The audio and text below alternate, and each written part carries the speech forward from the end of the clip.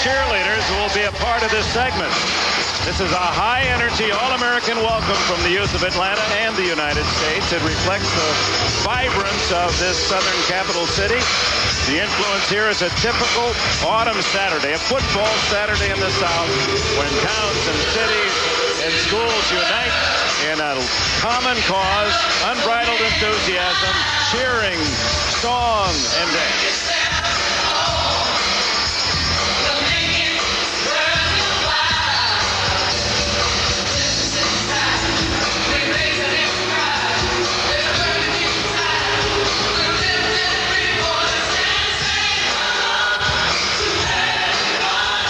Come the pickup trucks, which will be used here for the purpose of theatrical lighting. You can see the lights mounted on the trucks, but of course, in the South and elsewhere around America, the pickup truck is valued as something more than a mere means of conveyance.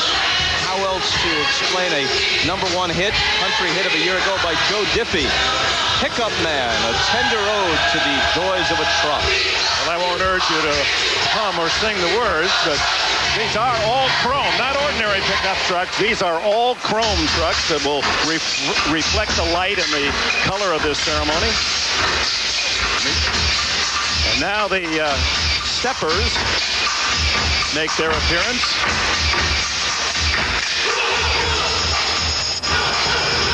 180 steppers catching a ride. They're dancers from Atlanta colleges and each of the 8 societies. This is a unique dance of the Afro-American fraternities and sororities.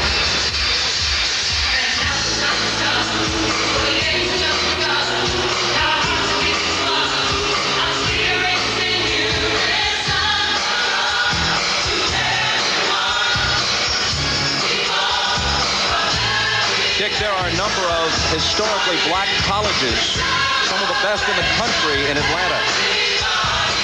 Spelman, Morehouse, and others. And so the organizers here were able to draw on the talent from those fraternities, sororities, the students at those universities to be part of this celebration. And next we'll see 250-member high-stepping marching band from one of the high schools of Atlanta, the Southwest DeKalb High School Panthers.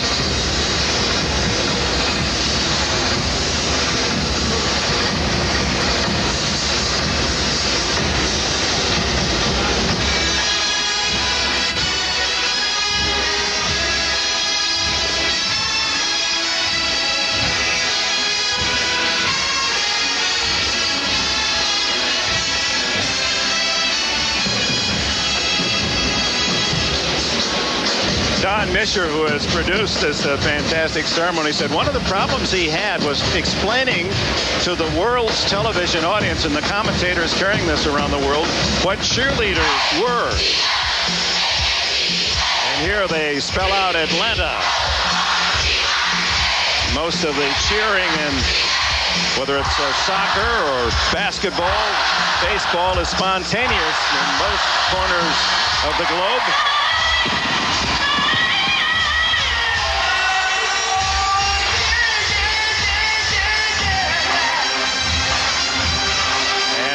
The wave that's accentuated every fan here with a scarf. What if the president will be involved? Well, we have a sitting president and a past president in attendance.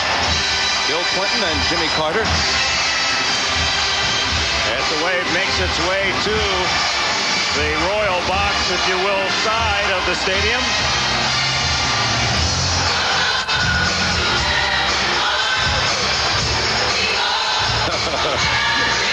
Red, white, and blue, a little yellow, stars and stripes tie for the president. You know, there was some concern here. A lot of people in Atlanta wanted to make sure the ceremony projected sophistication. After all, there are more Fortune 500 companies in Atlanta than any American city except New York, Chicago, and Houston.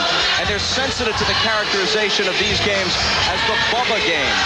On the other hand, they do this unselfconsciously, and I think it's right.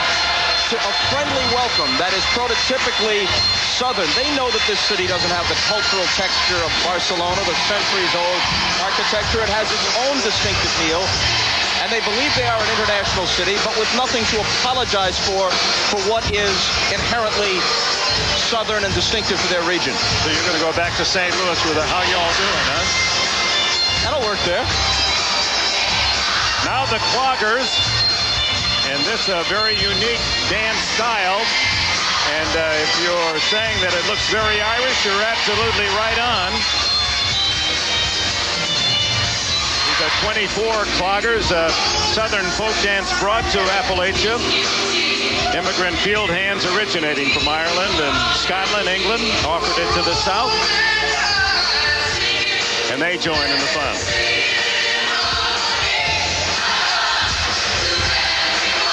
A kaleidoscope of color.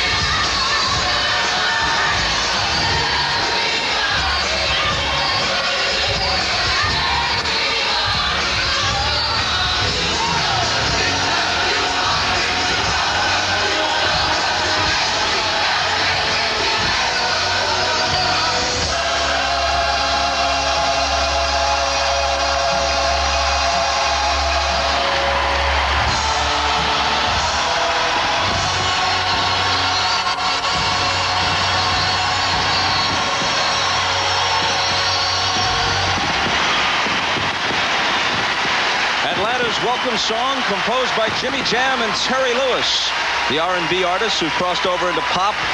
Used to be with The Time, Prince's band. They produced for Michael and Janet Jackson, Boys to Men, Patti LaBelle, Lionel Richie.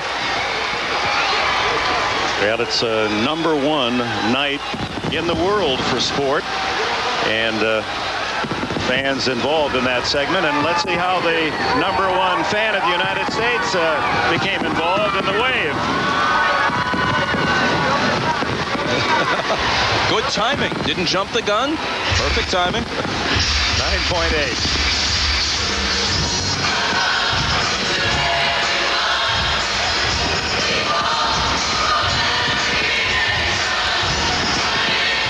Judges are tough in Atlanta. Not a perfect 10.